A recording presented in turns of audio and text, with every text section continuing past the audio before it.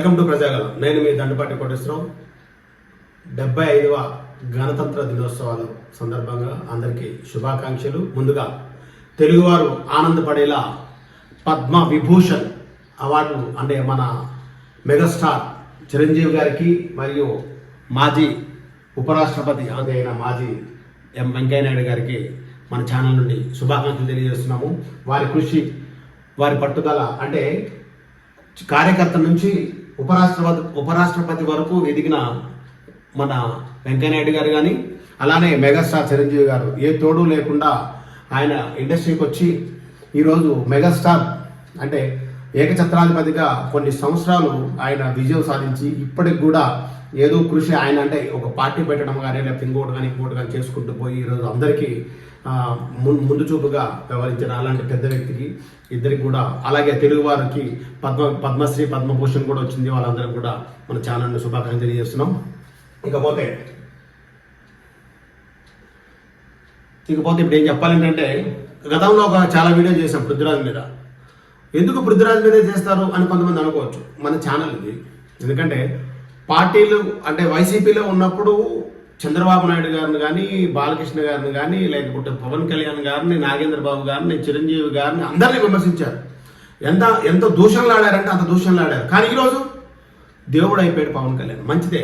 పవన్ కళ్యాణ్కి ఇప్పుడు చిరంజీవి గారికి పవన్ కళ్యాణ్ గారికి చాలా వ్యత్యాసం ఉంటుంది. పవన్ కళ్యాణ్ గారు చాలా ఆలోచించి ఒక నిర్ణయం తీసుకొని ఆయన మనసులో ఒకసారి ఈయన మీద ఒక బ్యాడ్ ముద్ర అని వచ్చిన తర్వాత ఎలా ఉంచాలో అలా ఉంచుతారు. క్యాంపెయినింగ్ కూడా పంపిస్తారో లేదు అంటే తన కండువా తనవే వేసుకున్నారు అని చెప్పి ప్రగతినగర్లో ఒక ఫంక్షన్కి వచ్చినప్పుడు చెప్పడం జరిగింది. అందరూ ఒక చిన్న ఫంక్షన్కి వచ్చినప్పుడు అలాగే ఏం జరుగుతుందని చెప్తాను. అసలు ఏం మాట్లాడారు, గతంలో ఏం మాట్లాడారు, ఇప్పుడేం మాట్లాడారు పృథ్వీరాజ్ గారు అనేది చెప్తాను చూడండి. రెస్పాన్స్ అంటే దేవుడు ఆశీర్వదించాడు, పవన్ కళ్యాణ్ గారు ఆశీర్వదించాడు. ఒక ఆయన మనోడుగా కన్నా ఇప్పుడు ఆయన మాట్లాడే మాటలు చూసి డైరెక్ట్ గా పేరే మేము చెప్పాల్సి వస్తుంది. జనసేన అధ్యక్షుడు పవన్ కళ్యాణ్ గారు తొక్క చేస్తాం, తాట చేస్తాం, తోడు చేస్తాం. మరి ఆయన నిన్నగారు మంది వచ్చాడు, నాగబాబు గారు నేను అందరూ జాతకాలు బయట పెడితే అందరం తొక్క చేస్తామంటే మనం కొబ్బరికాయ వ్యాపారం చేయలేదు, తొక్కలు తోడు తీయలేదు. ఈ సందర్భంగా తొక్క తీయించుకోవడానికి ఆంధ్ర రాష్ట్రంలో ఎవరు కాలేజీ లేరు. ఎవరు తొక్కలు చేస్తారు? మీరు తీస్తే తెలుగుదేశం వాళ్ళ తొక్కలు చేయాలి. అయితే ఆయన ఏం మాట్లాడుతున్నారు అంటే, పార్టీ కండువా మారినంత మాత్రాన మన నోరు జారకూడదు, మాట జారకూడదు. అంటే ఇది ఒకటే కాదు. అమరావతి రైతుల కొరకు మాట్లాడినప్పుడు మళ్ళీ ఏబిఎన్ ఛానల్లో రాధాకృష్ణ గారి ముందున్నప్పుడు ఏదో అప్పుడు అపరిచితుడు కాదండి, మీకు ఒక 60 సంవత్సరాల దగ్గర వచ్చాయి. అంటే ఇండస్ట్రీలో 35 ఏళ్ళు ఉన్నారు, 35-40 ఏళ్ళు ఉన్నారు మీరు. అంటే ఎదుటి వ్యక్తితో ఎలా ఒక గంట ముందు అంబటి రాంబాబు నాకు ఎవరో తెలియదు అని అంటాడు. తర్వాత అంబటి రాంబాబు వల్ల నేను ఈరోజు ఈ స్థాయికి ఉన్నాను, ఆయన ప్రతి అరగంటకి ఆయన వీడియో చూసుకుంటున్నాను, స్పిరిట్ నాకు ఇచ్చిన సందేశం అంటాడు. ఎలా నమ్మాలి?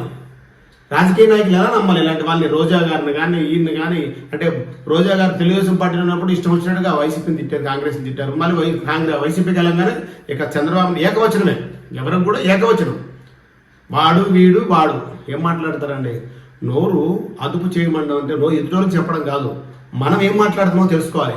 నోరు సరిగ్గా లేదు, మాట్లాడడం సరిగ్గా లేదు అని అంటారు అనమాట. ఇంగిత జ్ఞానం ఉండాలి మాట్లాడేటప్పుడు. ఎవరు అదుపు చేసుకోవాలి, ఎవరు మాట్లాడాలి, ఎవరు చెప్పాలి అనేది ఒకసారి బాగా గమనించండి. ఇలాంటి వ్యక్తులకి మనం అంటే రాజకీయ నాయకులు కానీ ప్రజలు కానీ ఎలా చూడాలనేది ఆయన ఒక్కరే కాదు, చాలా మంది ఉన్నారు. కొడాల నానితో పాటు అందరూ ప్రతి ఒక్కరికి ఇదే మా సందేశం. దయచేసి మీరు ఏ పార్టీలోకి వెళ్ళండి, ఆ పార్టీ గొప్పతనం కొరకు మాట్లాడండి, ఆ పార్టీ రేపు ఏం చేస్తుందో చెప్పండి. అంతేగాని వాడు అలా చేశాడు వీళ్ళు అలా చేశాడంటే మీకు మాత్రం గతం కావాలి, వేరే వాళ్ళకి మాత్రం గతం అవసరం లేదు. భవిష్యత్తు మాత్రమే మాట్లాడాలి, వర్తమానం భవిష్యత్తు మాట్లాడాలి. మీకు మాత్రం గతం కావాలి. ఇదైతే సాధ్యం. అందరికీ గతము భవిష్యత్తు వర్తమానం ఉంటుంది. గతంలో ఒక పెళ్లి చేసినప్పుడు అటేడు తరాలు ఆలోచించేయమంటారు అనమాట.